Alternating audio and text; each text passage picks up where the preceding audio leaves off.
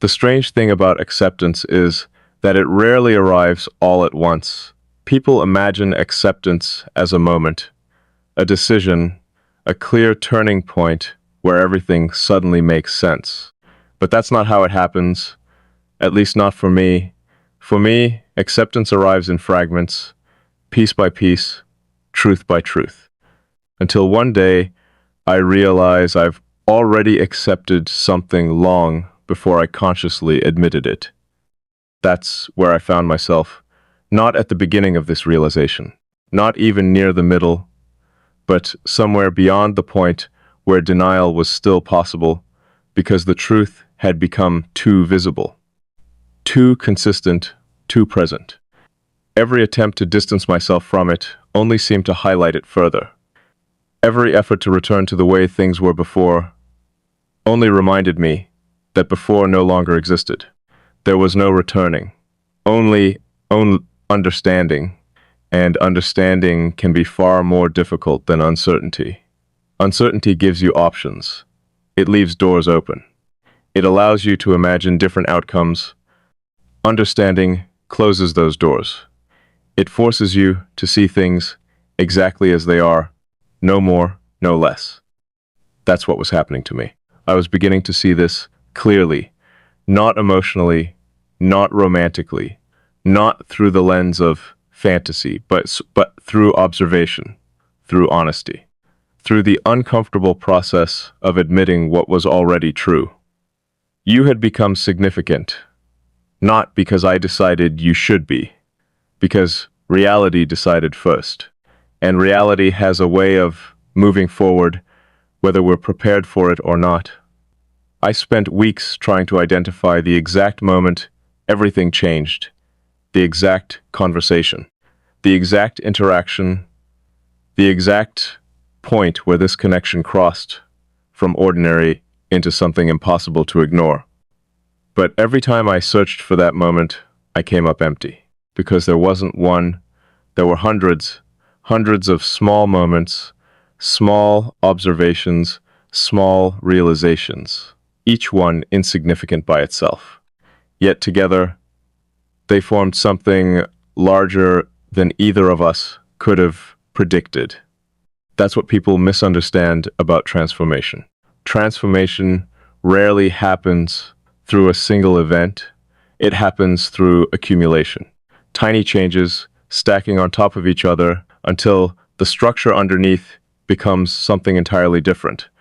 And the structure underneath me was changing slowly, silently, completely. I noticed it in the way I thought.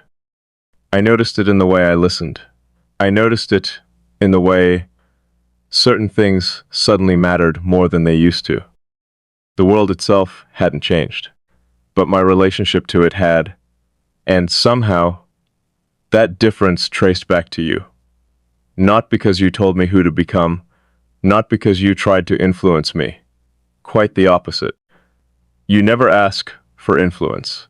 You never demanded importance. You never positioned yourself at the center of anything. You simply existed. And somehow your existence altered the way I experienced my own. That realization stayed with me because influence without intention is rare. Most people change others by trying. They persuade, convince, guide, shibe. You did none of those things, yet the impact remained. And impact without effort carries a unique kind of weight. A weight that can't be dismissed as coincidence. A weight that forces you to ask deeper questions. Questions I wasn't sure I wanted answered. Questions like, why does this matter so much? Why does your perspective remain relevant even when you're absent? Why does your presence continue to exist inside my thoughts long after our conversations end? I asked myself these questions repeatedly, not because I expected answers, because I needed honesty. And honesty kept leading me back to the same place. Kakanch, not ordinary connection, not temporary connection. Something deeper. Something built on recognition. Recognition is different from attraction, different from admiration, different from attachment. Recognition feels older somehow, as if part of you already knows what you're looking at before the rest of your mind catches up. That's the closest description I've found. Recognition. The feeling of encountering something familiar in a place where familiarity shouldn't exist. The feeling of understanding without explanation. The feeling of arriving somewhere you've never been and somehow knowing the layout already. It sounds impossible. Yet that's exactly what it felt like. And the more I acknowledged that feeling, the stronger it became.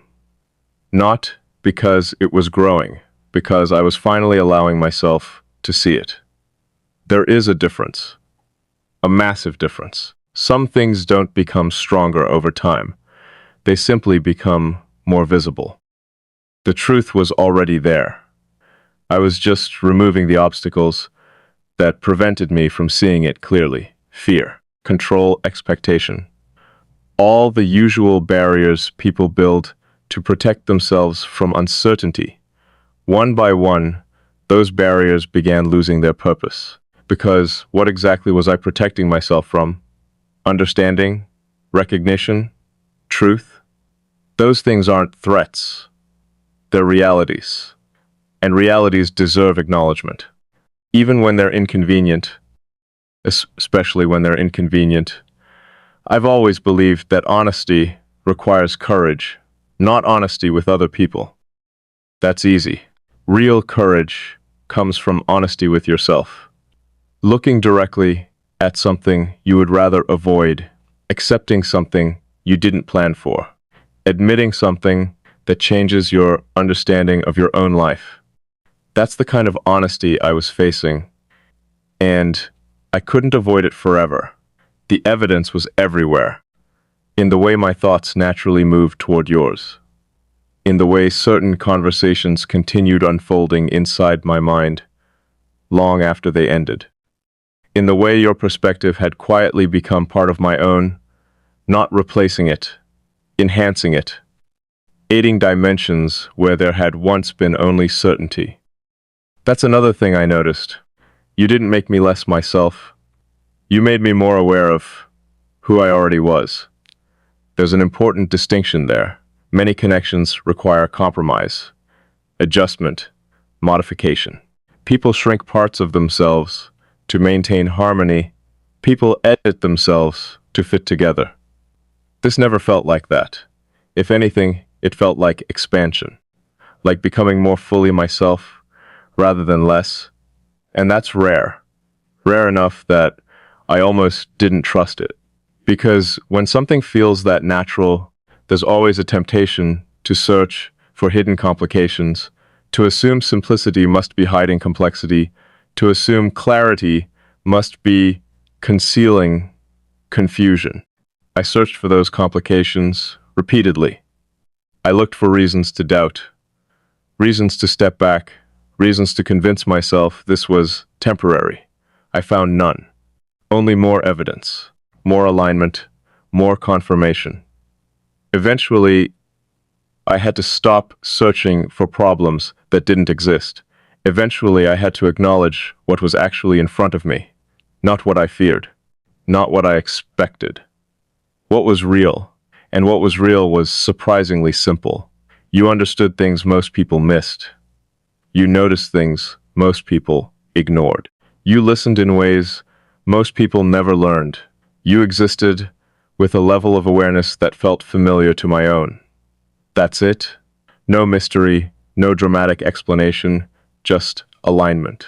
Pure and undeniable alignment. And maybe that's why it felt so powerful.